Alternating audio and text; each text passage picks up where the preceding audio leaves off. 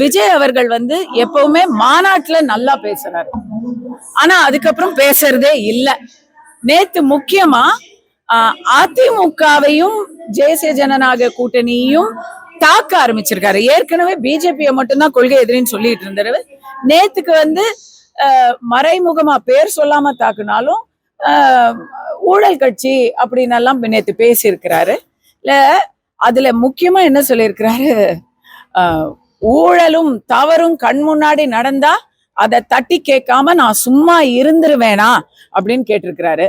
அதுக்கு பதில் அவர் தான் சொல்லணும். ஏன்னா இது வரைக்கும் அவர் எத்தனையோ போராட்டம் ஒரு வருஷமா நடந்துட்டு இருக்கு. அதுல எந்த போராட்டத்திலையும் கலந்துக்கல. ரோட்டுல நின்று தூய்மை பணியாளர்கள் போராடினாங்க, அங்க அவர் வரல. அவ்வளவு பிரச்சனை, திருப்பரங்குன்றம் தீப பிரச்சனை ஆச்சு, அப்பவும் அவர் பேசல. கரூர்ல ஒரு பிரச்சனை நடந்த போதே அவர் வந்து 4 நாள் கழிச்சுதான் பேசினாரு. அவர் படம் இன்னைக்கு பிரச்சனையில இருக்கு. அதுக்காக தமிழ்நாட்டுல எல்லாரும் பேசுறாங்க, தலைவர்கள் பேசுறாங்க, மக்கள் பேசுறாங்க. அவர் பேசவே இல்லை. அப்போ ஒருவேளை அப்ப அது தப்பு இல்லைன்னு சொல்றாரா, அது சரியா நடக்குதுன்னு அவர் ஒப்புதல் வாக்குமூலம் கொடுக்கிறாரா?